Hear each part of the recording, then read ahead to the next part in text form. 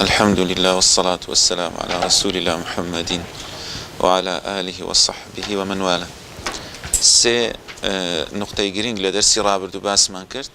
يتشان أو لهميان جرين كتير فمن استطاع منكم أن يطيل غرته فليفعل وتمام بلغيت عند جيران وشتر أما فرمودية مدرج جواتا أم بشيء حديثك حديثنية أبي هريرة واي فرمو ئەوەی باسیشمان کرد کە دەستی ڕاستی پێغەمبەری عەلەیهی سەڵات وەسەلام کە لە هەموو شتێک پێی خۆش بوو گرنگی پێداوە. ئەوەی سێمین نوقتەش کە باسمان کرد کە پێغەمبەری خوا کەسێکی دیت بەقەدەر نینۆکەکی شوێنی دەستنوێژی تەڕ نەبوو لە فرمودەکەی تر عەبدوڵڵای عومەری کوڕی خەتاب ڕەزا و ڕەحمەتی خوای لەسەر فەرمووی فەیەسبیقو الوضوء گوتمان ئەم دوو فەرمودەیە زیاتر تەکید لەسەر ئیتقان و ئیحسان و کارامەی و بلیمەتی لە شتەکان دەکاتەوە. ئەو سێ شتەمان خوین لە دەرسی ڕابردوو. ئێستا گەیشتینە باب المەسح على الخفین، مەسحکردن دەستپێداهێنان لەسەر گۆرەوی یاخود خوف مستەڵەحێکی شەرعیە جۆرێک بووە لەوەی کە دەرەوەی جلد بووە ناوەوەی خوری بووە یاخود ناوەوەی جۆرێک لە پەڕۆک و ئەو جۆرە شتانە بووە. و ئێستا زانایان دەفەرمون لەبەرەوەی لە چەندەها فەرمودە پێغەمبەری خوا عەلەیهی سەڵات وسەلام هەم وەکو تاک يسرا ولا تعسرا بشرا ولا تنفرا تطاوعا ولا تختلفا ئەوەی کە ئەبی موسای ئەشعەری و معاذی کوڕی جەبەل پێغەمبەری خوا دەیان نێری و ولا چەندەها فەرمودەی دەفەرمێ یەسیروا ولا تعسروا، یعنی هەم بە تاک بە سەحابەی گوتی هەم بە گشتیش پێگوتینە. لێ زانایان دەفەرمون لەو منتەڵەقەیەوە دەکرێت ئێستا فتوادراوە لەسەر گۆریەش مەسح بکرێ، چکات و ڕۆحی فەرمودەکە جێبەجێ دەکەی کە سونەتەکەیە. بەڵام ئەگەر ئەم جۆرەش بێ کە ئێستا جۆرەی ڕەشە لە بازاڕی هەیە ناوەکەی خوریە سەری جلدا، ئەوە بێ باشتریشە. ئەجینا زانایانی سەردەم فتوایان داوە کە دەکرێت ئینسان مەسح لەسەر گۆرەوی اعتیادیش بکە ئەوەی ئێستا هەیە. چکە ئێمە لە مەذهەبی ئیمامی شافعی ڕەزا و ڕەحمەتی خوای لەسەر بی ئەوەی خوێندیتمان دەبێ يمكن المشي عليها، دەبێ بتوانی لەسەری بڕۆی. ئەو گۆری لەوانەی لە هەموو شوێنەکی نەتوانین لەسەری بڕۆی لێ، بەڵام فتوای تر هەیە کە دروستە بە کورتیش بۆ کەسێکی کە لە ماڕەیە شەو ڕۆژەکە و بۆ کەسێکیش کە سەفەر دەکا 3 ڕۆژ و 3 شەوە. بەس ئەوەی گرنگە بزانین لە کەی دەست پێ دەکا. یعنی بۆ نمونە کەسێک ئێستا دەستنوێژی شوشتووە یەکە و سەرمەسح ناکە، نە یەکەم جار دەستنوێژەکەی دەبی بشوە پێی بشوە، ئەسڵەکە وایە دەبی ئاوا بکە. بەڵام کە گۆریەکەی لەبەر کرد یاخود خوفەکەی لەبەر کرد ئیدی تەوا ئەو دەستنوێژی هەیە. هەر کاتێک دەستنوێژی شکا ئەو کاتیش نابێتە سەرەتای دەستپێکردنی پرۆسەکە. ئەو کاتەی دەستنوێژی شوشت مەسحی لەسەر کرد لە کاتی مەسحەکە دەبێتە سەرەتای پرۆسەکە يوم وليلة للمقيم وثلاثة أيام بلياليهن للمسافر. ئەلەوێ دەست پێ دەکا. هەندێک جار خەڵکێک لەوانەی ئیشکالەتی لێ دروست بی پێی وایە دەبێ هەر ئێستا گۆریەم لەبەرە دەستنوێژم نییە دەبێ ڕاست ئەوکەم. نە چکە لە حەدیثەکەی هاتیوە ئەدخەلتوهما طاهرەتەین، یعنی پێغەمبەری خوا دەفەرمێ کاتێک لەبەرم کرد پاک بووە. لێ زانایان دەفەرمون ئەو مەرجەی تێدا دەبی بیدایەتی دەستنوێژەکی بشۆی کە دەستنوێژەکەت شوشت ئەم جا دوایە کەی دەستنوێژ شکا، نەک هەر کەی دەستنوێژ شکا، کەی دەستنوێژ شوشت و مەسحت کرد مدەی مەسحەکەی لەوێ دەست پێ دەکا. ئەوە بە کورتی ئەم فەرمودانە ئاوا باز دەکات. بەڵێ بەڵێ یعنی بۆ نمونە کەسێک ئێستا دەستنوێژی شوشتووە سەعات 10 دەستنوێژی شکا، بەڵام سەعات 10 دەستنوێژی نەشوشتەوە، سەعات 12 پێشی نوێژی نیوەڕۆ دەستنوێژی شوش بۆ نیوەڕۆ. لەو کاتە مەسحی کرد لەو کاتە دەست پێ دەکا مدەی مەسحەکە، نەک بڵێ لە کاتی دەستنوێژی شکا حەدەثەکە، نە لە بیدایەتی مەسحەکە دەست پێ دەکا. بەڵێ هەتا ڕۆژ و شەو ڕۆژەکی چەند جار دەستنوێژ شاتەوە مەسح دەکا. بەڵێ نا اعتیادێ دەڵێن بەس جێبەجێکردنی سونەتەکەی ڕۆحیەتە تایبەتیان نەکردیە بە هەموو شتەکان. ئەوەی لێرە هینایەتی فەرمودەی دووەم ئەو شتێکی لەسەر باسکەین. وعن علي رضي الله عنه أنه قال لو كان الدين بالرأي لكان أسفل الخف أولى بالمسح من أعلاه وقد رأيت رسول الله عليه الصلاة والسلام يمسح على ظاهر خفيه. دلي پێشەوە عەلی ڕەزا و ڕەحمەتی خوای لەسەر دەفەرمێ ئەگەر دین بە ڕەئی بوایە بە عەقڵ بوایە بە بۆچوون بوایە دەفەرمێ بنی گۆریەی بنی خوفی یعنی ژێرەوە باشتر بوو لەوەی کە یعنی عەقڵ وا دەکە لە سەرەکەی باشە بنی پیس دەبی یان سەرەکەی لۆیە ینی یەک لە کێشەکانی ئەم سەردەمە کە شوبها هەم لە بۆ ئیسلام بەگشتی هەم لە بۆ سوننە دروست دەکرێ ئەو عەقلانیانە یعنی عەقلانیەکان چێ دەڵێ وەڵڵا ئەوە لەگەڵ سوننەتی پێغەمبەری خوا ناگونجێ یاخود صحیحی بوخاری هەندێک شتی تێدایە ئەوە لەگەر عەقڵ ناگونجێ زانایان دەفەرمون ئەوە پێی دەگوترێ العەقل المجرد ئەم عەقڵەی کە مجرەدە لە چێ لە پاڵپشتی شەرع عەقڵێک ئیشی پێ دەکرێت تەعاروض ناکە لەگەر نەقلی کاتێک ئەم عەقڵە پڕ عیلم بێ یاخود ئەم عەقڵە پاڵپشتێکی هەبی لەلایەنی عیلمی لەلایەنی نەقلی لە هەندێک باس لە هەموو باسەکانیش نە بۆیە ئیمامی شافعی ڕەزا و ڕەحمەتی خوای لەسەر بێ دەفەرمێت چۆن چاو حەدەن ينتهي إليه چۆن چاو حەدێکی هەیە هەتاکو ئەو حەدەی تۆ دەبینی كذلك العقل دەفەرمێ ئاوا عەقلیش مدەیەکی هەیە هەر هەتا ئەوە بڕی پێ دەکە ئەوەش وەکو برەی حیکمەتەکە خوای گەورە بەمەی بەخشیە ئەجینا لەوانەیە عەقڵمان بە هەموو شتێک شکابایە لەوانەیە تووشی مەلەل بووبانە یاخود تووشی تەقینەوە بووباینە لۆیە عەقلیش کە خدای گەورە سنوورێکی بۆ داناوە ئەویش ڕەحمەتێکە ئەوەش لێرەیەکە ئەوە زۆر لەوەی باز دەکرێت ئیمامی سویوتی والله ئەعلەم یەک لە کتابەکانی باز دەکە بەس کتابەکەمەوە بینێ دەرێ ئەگەر دین بە ڕەئی با لەوێندە ئەوەش باز دەکە کەسێک ئێستامە باسی دەستنوێژەیە کەسێک کە دەستنوێژی دەشتێ بە تایبەتی بەچی ئەکرەمەکوم الله لە قبولیان لە دووبوری بایەک بەردەبی یاخود پشکە میزەکی دێ ئەگەر دین بە ڕەئی بایە دەبا ئەو شوێنانە بشۆی وانە ئادی بۆ ئەتو دەست و چاودەم پێت دەشۆی خۆ ئەوانە نییە نە ئەوە شتێکە هاتووە عەقلی ئینسانی قبول ناکە عەقلی ئینسانی قبول دەکە ینی درچی پێ ناکە یعنی نایگاتێ ئایا بۆ وایە بۆوانێ نە تەسمیل بوون باشترین شتە ئەویش ئەوەی باز دەکە زۆر شتی تریشەیەکە لە شەرعی باسی کردو باش ئەگەر ئاوایە بۆ وایە ئەگەر وایە بۆ ئەوەیە عەقڵ هەتاکو ئێرانە ئیشی پێ دەکرد لێرانە ئیدی ئیشی پێ ناکرێ بەڕەکەی هەردنەوە ڕاست وەرنە نەواقیض الوضوء ئەوە تقریبا بەڵێ بەڵێ بەڵێ بەڵێ ئەگەر وەبایە بالفعل ئەگەر وەبایە دەبان نوێژ خۆی ئەوەترا گەورەترە و زۆرتریش دووبارە دەبیتەوە دەبا نوێژەکە هەر کرابە ڕۆژەکە ئەگەر نەشکرابە ئەتیادی کەچی دەبی ڕۆژەکەی دووبارە کاتەوە بەڵام نوێژەکەی دووبارەش نەکاتەوە ئەتیادیە بەڵێ ئەوەی فإني أدخلتهما طاهرتين فمسح عليهما أو أي دومش أي إمام علي رضا ورحمة الله السابق أو تقريبا أو وكو أو النية أو بيدا قوتري موقوف حديثي موقوف أو إمام علي كدل دين برأيه رأيك يعني حديثي موقوف بيدا قوتري بس أويتر حديثي مرفوعة أو ديارة كبيغمبر إخوة فرميتي أو باسش ما كد زياتر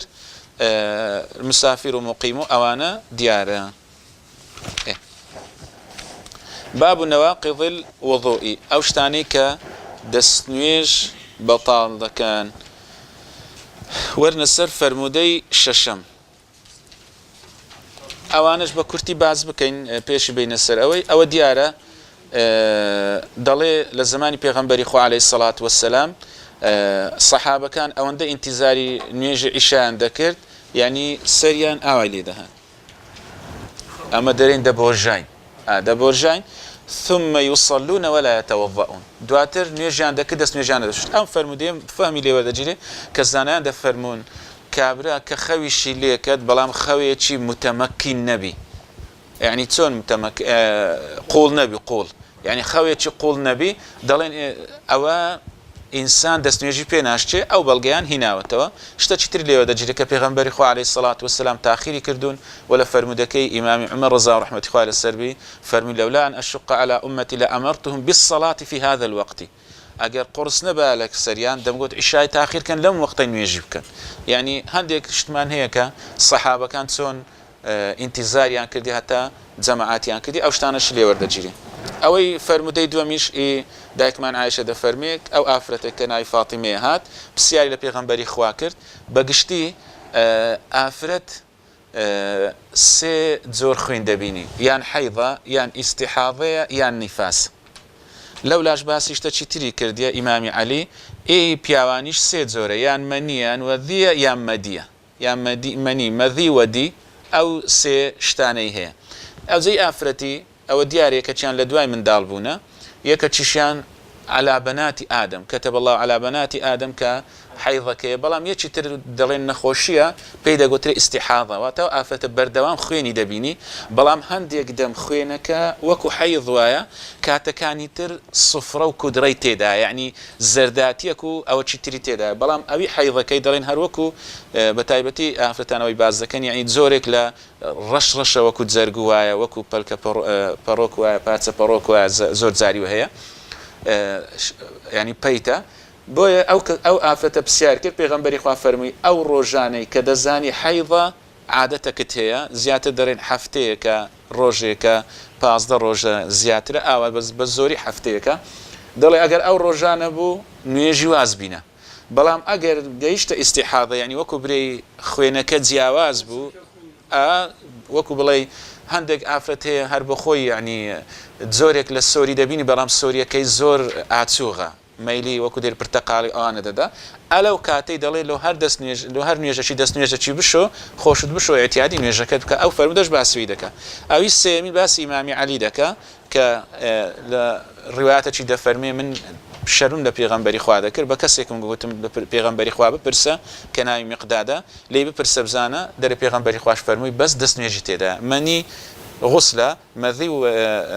مەدی ئەوە دیارە ئەوەیە بەس زەوقاوی پێدەگوتری ئەوە بەس دەست نوێژی دەشۆی شوێنەکەی دەشۆی فرمودەی چارەم أن النبي صلى الله عليه وسلم قبل بعض نسائه ثم خرج إلى الصلاة ولم يتوضأ أوش باسي ويدكا دەچیتە ئەو بابەی ئایا ئینسان ئەگەر دەستی بە خێزانی کەوی دەست نوێژی دەشتیانە ئەو لەو فەرمودەی دەڵێ پێغەمبەری خوا ئافرەتەکانی ماچیش کردووە ئەو جە نوێژی کردووە مامۆستا گوتی لەو ڕۆژانە لە ناو مەکتەبەی کوردی گوتی ئەو فەرمودەیەم خوێندووە گوتی کابرا دابەزیە ئەوە چۆن دەگونجێتە پێغەمبەری خوا عەلەیهی سەڵات وسەلام خێزانەکانی ماچ بکە ئەو دەست نوێژی نەشوا ئەوە کو پێغەمبەری خوا باسی کردی ناوماریک و ماچی کردیەوە ماچکردنی پێغەمبەری ئەو شتانی باس کردو کاکە توەرە جاری بزانە ئایا پێغەمبەری خوا لە بە چ ماچی کردیە کو ماچی کردیە باسی چ دەکا لێرانە سەبەی ورود حەدیثەکەی ئەوانە گوتی لەبەر وەکو دەڵێ تەعنەدان لە حەدیثەکەی و بە عەقلانی تەمەشاکردنی حەدیثەکەی هەمووی پەڕاندە بوو ئەوانی تر کە پێغەمبەری خوا ئایا لەو دەست نوێژی نەشوشتیتەوە وە لە فەرمودەیەک دەفەرمی چێ وەکو پێغەمبەری خوا دەتوانی یەملیک و ئیڕبەهو خۆی بگری کە تووشی ئەوەی تر نەبی زانیان دەفەرمون ئەو ئەگە بە شەهوەت نەبی ماچکردنەکە ڕۆژووی دەست نوێژی ناشتێنی ئەوەی فەرمودەی پێنجەمیش بە کورتی باسی ئەوەی دەکا کە ئەگەر کەسێک قۆڵقۆڵەی پێدەگوترێ ناوزجی چی پێدەگوترێ قۆڕەقۆڕی هات بەڵام وای زانی کە ئەکرەمەکوم الله کە دەست نوێژی شکاوە پێغەمبەری خوا دەفەرمێ تاکو یان بە نەغمە یان بێ نەغمە یان یەجد سەوتەن ئەو ڕیحەن هەتا نەبینی ئەوە هیچ ئەوەی نییە ئەنی وەسوەسەکەی لە نەخۆی لا ببە کە دەست نوێژی نەشکایە بەڵێ أو فرمودي وعن ششم وعن طلق بن علي رضي الله عنه قال رجل مسست ذكري أو قال الرجل يمس ذكره في الصلاة أعليه الوضوء فقال النبي عليه الصلاة والسلام لا إنما هو بضعة منك دلي كسك بسيالة بيغمبري خواكر فرموي دستم بالذكر يمكن بلي أو ليلة بضعي هنا نازم لو يديت ليرتي نازم وردي تمشام نكردي بس أميش بضعة جينة وفي بس لحديثك كده فرمي وفي بضع أحدكم صدقة أو يباسي تسونا لا أفرد دكا لو أنا بضع راستر بناس إيه حتى أو مسستوش لشويني تربى مسيستو هاتوا بس أو تاتسند أو دبي سير كين إيه بلي مسيستوش هاتيا دەڕێیان خۆت گوتی کەسێک زەکەری خۆی دەستی پێدەکەوی دەستنوێژی لەسەرە پێغەمبەری خوا فەرمووی لا ئینەما هو بەضعة من فەرمووی ئەوە بەشێکە لە تو بەڵام فەرمودەی ترمان هەیە بوسڕەی کوڕی کچی صەفوان رضي الله عنها أن رسول الله عليه الصلاة والسلام قال من مس ذكره فليتوضأ أم دو فرمودية كسير دكين يتشان دفرمي بيغمبري خواه فرمويتي أو بشكة لتوات دست نيج ناشتيني لفرمودية چتر دفرمي هر كسيك دستي لزكي دا دبي دست نيجي بشواتو بلام لخوارش تچي باس كرديا كرتيكي آوايا دالي جمع دكين لبين هردو حديثة كان أويك دست نيج دشتيني لكاتي وەکو دەڵێ شەهوەت و زەوقاوی ئەو جۆرەشتانەیە بەڵام ئەوی تر ئینسانێک لا ئیرادی دەستی پێکرد ئەوە هیچ ئەوەنی ئەوەی ناو فەقییانیش باوە گۆدوی ئەگەر دەست بە زەکرد کەوی دەست نوێژ دەشتێ وتی مامۆستا ئەدی ئەگەرە هابی ناو لە پیدەستی شتە چاوها باوە لە ناو فەقییانیش ئەویان کردبوو مامۆستای دێجیراوە مەجموعەک ئێستا وەکو دەڵێ خزمەتی حزب حلماني أو كان ده كان قلتي مجموعة من لكنام قلتي همشتيان بتجمعات بس جماعاتيان بتجمعاتنا قلتي كودا بونو ده قلت أورو درسينا أخين تسم في ذاك الليل أيوة همشتيان بتجمعات لكن بابي يخين ما مستعيش تعيش بابي ما مصابه ده قلت هيك بينا ذاك ده قلت دم قلت أو إيش كان ده قلت هم يقدن بون ده قلت ناكين كنا كين تسبك ده قلت همشتيان بتجمعات وقت جماعات هذا قلت تسونا داري وتي مش دمزاني أوان الزور أوانينا هر وكو بلاي لزماني بحسي يعني خويا شارت زورك لشتانا بلام هذا مقول عسى ولا على شتى هذا آخر هيتيان اللي درنا تسو أو خزمتي علمانيا إمام البخاري فرمي هو أصح شيء في هذا الباب أو باشترين فرمودي لو بابي كباسيدك أو ليادنا كين كقتي أخرجه الخمسة ما بستي بي هرسي صاحب السنن كيا سنن أبي داود ابن ماجه ترمذي نسائي لغير إمام أحمد كقولتي خمسة ما بستي بي أوانية أوي تريج باش دكا دايك من عايشة فرميتي بلام فرمودك ضعيفة باسيناكين جابر كري السمرة فرمي أن رجلا سأل النبي عليه الصلاة والسلام أتوضأ من لحوم الغنم وتي بيغمبري خو عليه الصلاة والسلام دستنيش بقرم لا قوشتي مر قال إن شئت أجر حزدكي قال أتوضأ من لحوم الإبل دستنيش بقرم لا قوشتي واشتري قال نعم بيغمبري خواه فرمي بلي يعني كواتا مفهوم مخالفة يعني كسيكا دستنيجي هابيتن كاتي قوشتي واشتري خواه دستنيجكي بطال دبي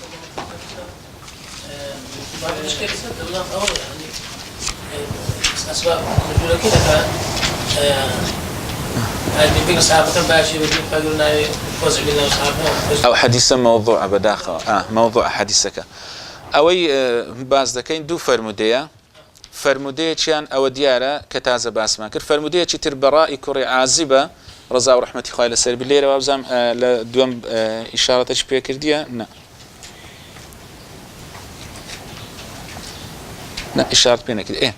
براء كري عازب ده جيرتو ده فرمي بيغمبري إخوة عليه الصلاة والسلام فرمي توضأوا من لحوم الإبل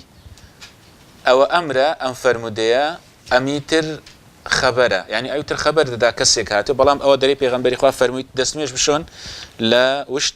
لقوشتي واشتري ولا توضأ من لحوم الغنم دسنوش مشون لا قوشتي مري قال ابن خزيمة في صحيحه لم أرى خلافا بين علماء الحديث أن هذا الخبر صحيح من جهة النقل لعدالة ناقله أو ناقله هميا ده فرمي أما باشترين فرمودي لم بواروا كبومجي راوتوا كزانيان باسيان كردوا أجر بيت مشاكي زانان دفرمي والحديثان فيهما دلالة على أن أكل لحوم الإبل يوجب استئناف الوضوء. دل أجر بين سير بكين أمدو فرمودي أوي لي ورد جريه ككسك قوشتي اشتري خوار دبي دستميجي بشواته. وقد ذهب إلى هذا أحمد بن حنبل وإسحاق بن راهويه ويحيى بن يحيى وأبو بكر بن المنذر وابن خزيمة، وهو قول قديم للشافعي واختاره الحافظ البيهقي، وحكى عن أصحاب الحديث مطلقا، وحكى عن الشافعي أنه قال وحكي عن الشافعي أنه قال إن صح الحديث فهو في لحوم الإبل قلت به. قال البيهقي قد صح فيه حديثان، حديث جابر وحديث البراء. يعني أو دلي أو أنا للسر أو بينك بلي كسيك خواردي دسميش دشتي بلام. وذهب الجماهير من العلماء بلام همو زوربي جمهور علماء على أنه لا ينقض دسميجي ناشتيني. استبلغ كانش باز دكين دلين دسميجي ناشتيني لو كساني دلين دستنيجي ناشتيني تشي تدا تار خلفاء پیغمبري تدا عليه الصلاة والسلام، إمام أبو بكر، إمام عمر، إمام عثمان، إمام علي، وعبد الله كوري عباسي تدا، أبي كوري كعبي تدا، عبد الله كوري مسعودي تدا، أبو الدرداء تدا، أبو طلحي تدا، وجماهير التابعين زوربي بودسوني تابعية كان جمهور التابعية كان للسلوية كدستنيجي ناشتيني. وإمام الشافعيش لقول جديد دفرمي ناشتيني بەڵگەیان چییە ئەوانە؟ بەڵگەیان چییە کە دەڵێن ناشتێنی؟ ئەوانی تر کە دەڵێن دەشتێنی ئەم دوو بەڵگەیان هەبوو. دائیمەن لە بەراوردکردن مهمە هەم بەڵگەکان هەم کەسەکانی بەڵگەیان هیناوەتەوە. یعنی ئێستا زانایان دەفەرمن ئەگەر ئیدعای شتێک دەکەی فەدەلیل دەلیلت هەبێ وبعد الدەلیلی الصحة لەناو دەلیلەکەش صحەتی تێدابێ. ئێستا بۆ نمونە ئەوەی کە ئەو ماوانە باسی ئەوەی کرد کە لە قورئاندا عەزابی قەبر نهاتیە هاتووە ضمنیەن هاتووە ئەگەر بە ڕاشکاوی نەیە گۆدوی ئاوایان بکەن. بەڵام لە فەرمودەکانی پێغەمبەری خوا عەلەیهی سڵات وەسەلام زانایان کۆیان کردیوتەوە هەتا ئیمامی بەیهەقی کتابەکی هەیە 200 فەرمودەی هیناوەتەوە کە باسی قەبر و عەذابی قەبر و نەعیم و خۆشیەکانی دەکەن. زیاتر زانایان دەفەرمون لە 49 سەحابەی جێڕاویەتیانەوە. بەڵام لەو 49 چی تێدایە؟ لە خولەفای ئەربعە بەس ئیمامی ئەبو بەکری تێدانی ئەگەنا هەموویانی تێدا. دائیمەن ئەو کەسانەی کە وەڵومنە فەرمودەی دەجێڕن یاخود قەولێکی دەکەن هێز دەدەنە شتەکەی. بۆیە زانایان دەفەرمون ئەوە کە جەماهیری تێدایە ئەوەشی تێدایە ئەگەر بەڵگەکەشیان نەیناباوە زیاتر قەولیوان وەردەگیرە. ئاوا چکە بەڵگەکەیان بەهێزترە. وەڵ دەڵێن وەلحەدیثان و منسوخان. ئەم دوو حەدیثە منسوخن واتە دوای ئەمەی کە پێغەمبەری خوا فەرموویەتی دەستنوێژ بشەوە ئێستا پێغەمبەری خوا فەرموویەتی دەستنوێژ شوشتنەوەی تێدا نیە. یەکیان حەدیثێکمان هەیە کە لە صحیح ابن حبان و سنەنی ئەبی داود هاتێ دەفەرمێ جابر بەمان دەفەرمێ كان آخر الأمرين من رسول الله عليه الصلاة والسلام ترك الوضوء مما غيرت النار. دەفەرمێ یەک لەوانەی کە پێغەمبەری خوا لە پێش ئەوەی وەفات بکات بە ئێمەی ڕاگەیاند ئەوە بوو کە دەستنوێژ شوشتنەوە تەرک کرد. یعنی دەستنوێژ شوشتنەوەی ناوێ لە شتێک کە ئاگر گۆڕیوێتی یاخود برژایە یەکێک لەوانە گۆشتی وشتریە. وە زانایان دەفەرمون نەخێر ئەگەر کابرا گۆشتی وشتریشی بە کورایش خوارد هەر نەبرژابوو ئیعتیادە چکاویش هەر ئاگر دەیکورێنی شەرتنی هەر بەس سۆر کرابتەوە ئەو وردەکاریشیان داوە. بەرگەچی ترمان هەیە بوخاری دەجێڕتەوە ئەویش لە فەرمودەی جابر سئل عن الوضوء مما مست النار. دەستنوێژ لە شتێک کە ئاگر گرتوویەتی یاخود بە ئاگر برژاوە کوراوە فقال لا. جابر گوتی نەخێر دەستنوێژی لەسەر نییە. قد كنا زمان النبي عليه الصلاة والسلام وتي إيمال زمان بيغمبري عليه الصلاة والسلام لا نجد مثل ذلك الطعام من الطعام إلا قليلا. دەڵێ لەو جۆرە خۆراکەی کە وشترە و ئەو گۆشتی سوورکردنەوەی خواردنی دەڵێ ئیلا کەم جار بەشمان دەبوو یعنی کەم جار بە نسیب و بە قسمتمان دەبوو. فإذا نحن وجدناه لم يكن لنا مناديل. دەڵێ ئەگەر بمان دیتبایە یعنی وەکو دەڵێ دەستچێش و یاخود بڵێ دەست شوشتن و یاخود دەست پاکردنەوەمان نەبوو إلا أكفنا دستمان وسواعدنا قولمان بيمان ثم نصلي ولا نتوضأ. يعني مەبەستی ئەوەیە ئەمە ئەگەر لەم سیشمان کردبایە نەک هەر وەکو دەڵێ خواردن ئەگەر لەم سیشمان کردبایە پێغەمبەری خوا نەیفەرموو دەستنوێژی بشۆنەوە کەواتە قەولی ئەصح والله أعلم ئیزانیان دەفەرمون دەستنوێژ لە خواردنی گۆشتی وشتری ناکەوی چ کورابی چ برژاوی ئەوە بە کورتیەکەی ئەوەش کە باز دەکا فەرمودەی دێم من غسل ميتا فليغتسل ومن حمله فليتوضا زیاتر زانیان دەفەرمون بەستی پێ دەستشوشتنە نەک وضوءە چکە ئەوە دەستنوێژی ناشتێنی کەسێک مەیتی هەرگری بەڵام سنەتە کەسێکی شوشت خۆی بشواتەوە ئێستاش لێکۆڵنەوە کرا لەوانەیە هەندێک نەخۆشی هەبێ نەزاندرێ بەلەمس تۆ کە مەیتەکەی دەشۆی لەوانەیە بەلەمس بگوازێتە بەڵام کە خۆت شوشت ئەوە نامینێ و ئەوە شتێکی باش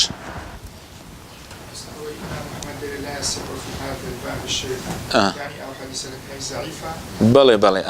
بەس ئەوەی بزان یعنی ضعیفی ئیمامی حەسەن ئیمامی ئەحمەد حەسەنە چونکە ئیمامی ئەحمەد بە مسنەدەکەی ڕانەگەیشت تەمیزی بکە هەرچی لەبەری بوو کردیە سەر قاقزی وەکو سەروەڕەقەی وەکو پێشەوا بوخاری نەبوو تحري بکە لێکۆڵینەوەی بکە کامیان صحیحە ئەویدانێ ویستی یەکەم جاردانی دوای خوای گەورە تەمەنی نەدا و زیاتریش لەوە ئیمامەکانی تووشی فیتنە بوو لۆیە ئەجینا مسنەدی ئیمامی ئەحمەد لە زۆربەی زۆری فەرمودەکان یاخود هەدەڵێن ئەم فەرمودانی لە صحیحی بوخاریدا لە مسنەدی ئیمامی ئەحمەدیشدا هەیە یعنی ئاوا یعنی مسنەدی ئیمامی ئەحمەد گرنج پێدا هەتا ئێستا ئەوەی باسمان کە ڕەواه الخەمسە هەر چا سنەی تێدا لەگەر مسنەدی ئیمامی ئەحمەد ئێستا کە گوتیان ڕەواه التسعە دیسان مسنەدی ئیمامی ئەحمەدی تێدا لەگەر سیتەی لەگەر سنەنی دارەمی لەگەر مۆتە ئیمامی مالیک کە گوتیان سەبعە شەشەکەی تێدا لەگەر مسنەدی ئیمامی ئەحمەد کە گوتیان خەمسەوە باسمان کرد کە گوتیان جەماعە کتوب ستەی تێدا لەگەر مسنەدی ئیمامی ئەحمەد یعنی ئەگەر تەمەشاکەی لە هەموو رواه الجماعة والسبعة وأنا مسند إمام أحمد تدا شك زانان دفر مسند إمام أحمد أو فرمداني تدا لبخارج ده بس أو تحرينا كده وكوي لقاء معاصرة أو زورشتانا بويا هندي أجزار يعني كدلي أم فرمدي الضعيفة يأخذ لا يصح من هذا الباب الشيء يعني زانان دفرمون زياتر ما بستي لمسندكي خويتي ئەوەش بزانن ینی زانایکی بەڕێز باسی دەکات دەڵێ کە گوتیان 40,000 فەرمودەی تێدا 28,000 فەرمودەیە نەک 40,000 ینی شتێک بڵاو بوویتەوە کە مسنەدی ئیمامی ئەحمەد 40,000 فەرمودەی دەرێ 28,000 زیاتر 40,000 نییە بەڵام مسنەدی ئیمامی ئەحمەد یەکێکە لەوانەی کە وەکو دەڵێ چ قسەیەکی باسکەی زۆر کوردی هەمجارێ ئەوە نییە يعني وجها لوجه لك صحيح بخاري مسلم آوا للصحة ولا وكدر إلا بيجا وبلو باي شان بشاني برام برو يعني شتيتي باش مستثمرين إمام كان كعمل وكان تصنيف كبير بله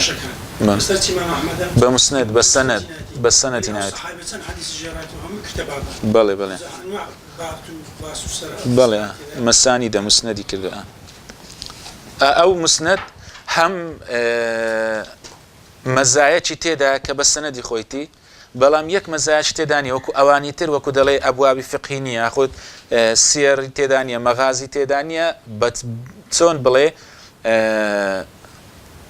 تۆ ئەگەر بتەوێ حەدیثەکی لە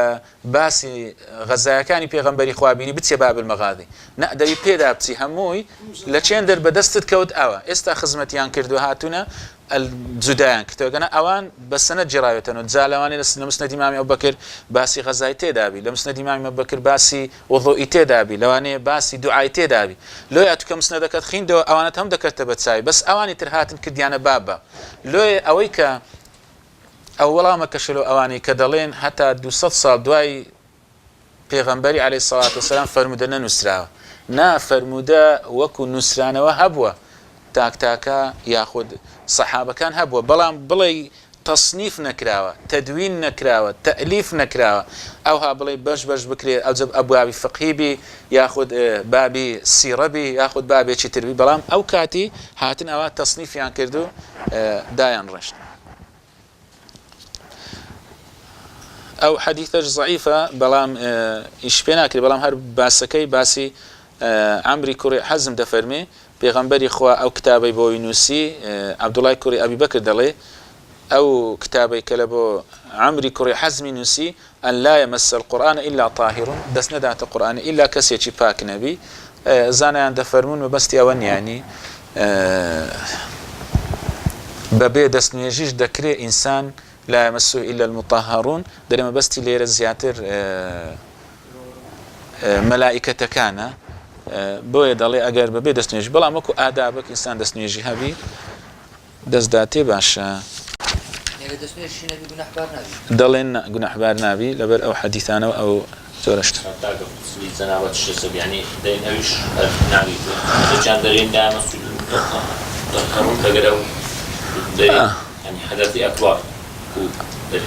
ئەوەش ڕەئیەکە حتا لەو ئاخیرانە ینی مامۆستا زەمیل حافظ و ئەوانە ئیشکالەتەچان لەوە دروست بوو ینی ئاگام لێ بوو ئایا ئەو ئافرەتەی کە حیفزی دەرێتەوە ینی دەکەوتە سووری مانگانە و ئەو جۆرە شتانە چ بکە ینی ئەمیش هەندێک گەڕان و سووران و ئەویان کرد ئەوانیش گەیشت بوونە ئەو ڕادێ ینی هەتا بکرێ ئەو کاتانە حیفڵەکەی بڕێتەوە کە ئەوێ بەڵام کە کاتە تیش پێی نەکرا ماڵ و منداڵ ئەوانە ئەو کاتیش دەڵێ ئەمیش لە مەجموعی فتاوە أو كش نبركر بلا بركة نبيل تدري بون الصيودري وليس في السنة حديث صحيح صريح يمنع الحائض من قراءة القرآن ومسه دليل السنة دا حديثك مانية دروز بي براشكاوي بي بلي آفرتي حائض نابي قرآني بخويني بو زانان دا فرمون لوين داريش جاي كردوتوا بلا موكو يعني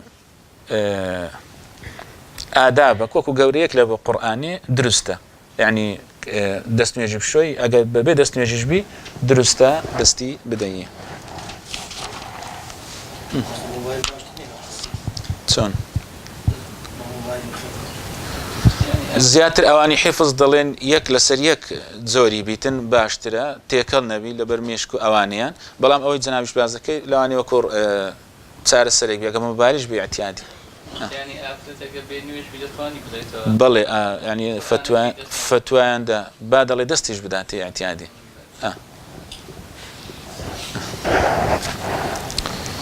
ليرة رادة وستين تايرة وصلى الله على نبينا محمد وعلى آله